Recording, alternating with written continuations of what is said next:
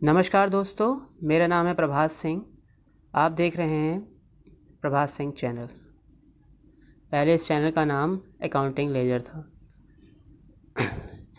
देश का union budget पेश हो चुका है और इसमें कुछ मुख्य बातें हैं, 10 बातें हैं जो मैं आपको बता रहा हूं, जो निकल के सामने आई हैं। सरकार ने इस बजट में इस बार ईज़ ऑफ डूइंग बिज़नेस पर बहुत विशेष ध्यान दिया है ना।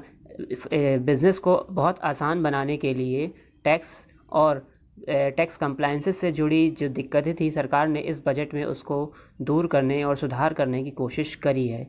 इस बजट का उद्देश्य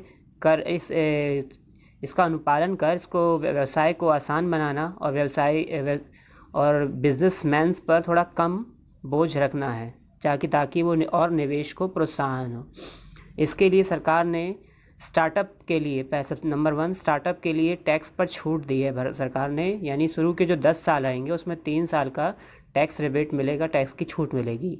यह सुविधा स्टार्टअप को शुरुआती दौर में वित्तीय सहायता प्रदान करेगी। फिर नंबर 2, विलय में नुकसान आगे बढ़ाने की सीमा। व्यवसाय विलय के मामले में नई कंपनी केवल शेष वर्षों के लिए नुकसान को आगे बढ़ा सकती हैं। इससे नुकसान के दुरुपयोग को रोकने में मदद करेंगी। यानी जो विलय होगा 2 कंपनियों का, उसमें जो नई कंपनी होगी, जो पिछला नुकसान होगा उसको केवल शेष वर्षों में नुकसान को आगे बढ़ा सकती हैं। फिर उच्च TDS सीमा।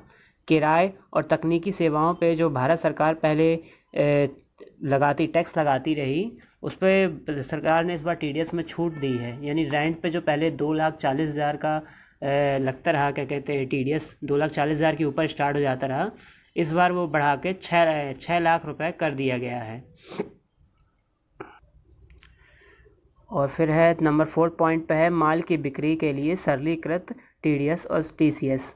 आपको पता होगा, जब आप कोई सामान बेचते या ख़रीदते पे हैं, कोई कंपनी सामान ख़रीदती है, तो यदि 50 लाख से ऊपर का सामान वो ख़रीदती है तो उस पर 0.1% TCS वो पे करती है, और यदि बेचती है तो 0.11% TDS देना होता है।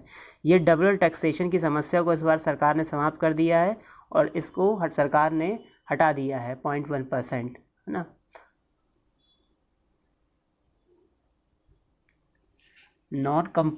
फाइलर्स के लिए अतिरिक्त TDS और TCS हटाया। जो नॉन फाइलर्स थे उन पर जो 20% एक्सेस TDS टैक्स लगता रहा, सरकार ने उसको हटा दिया है। और इससे क्या होगा कि कम कठोर कानून होगा, कानून का पालन आसान होगा। फिर TCS भुगतान में देरी पर कोई कानूनी कार्रवाई नहीं होगी। जो आप TCS जमा करते हैं, यदि आप कुछ दिन किसी कारणवश जमा करने में असमर्थ होते हैं, तो इस बार कोई पेनल्टी नहीं रहेगी, उस पर कोई कार्यवाही नहीं होगी, है ना।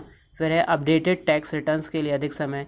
जो कंपनियों को टैक्स रिटर्न करने के लिए, सही करने के लिए 2 साल का समय दिया जाता है, वो 4 साल का समय लगेगा।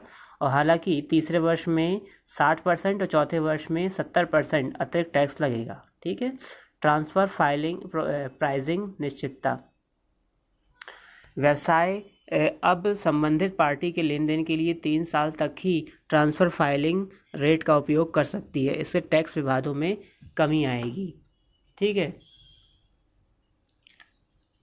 फिर है जल्दी पेनल्टी ऑर्डर, है ना। टैक्स अथॉरिटीज़ होती हैं, वो केवल उन केसों को समाप्त करने के लिए अब केसों को समाप्त करने के लिए 6 महीने के भीतर पेनल्टी ऑर्डर जारी करना होगा। इससे टैक्स विवाद जो है जल्दी से निपटेंगे।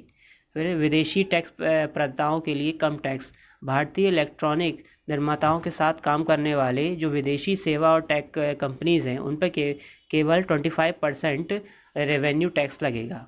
यह बदलाव विदेशी से निवेश और तकनीकी सहयोग को बढ़ावा देगा। इस पे क्या निष्कर्ष निकलता है? ये निष्कर्ष निकलता है कि ये सुधार व्यवसायों के लिए कर अनुपालन को आसान बनाएंगे, उन पर बोझ कम पड़ेगा, ईज़ ऑफ डूइंग बिजनेस को बढ़ावा मिलेगा।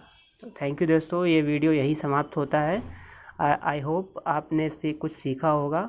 यदि कुछ सुधार है इसमें तो आप कमेंट सेक्शन में बता सकते हैं। तब तक के लिए धन्यवाद।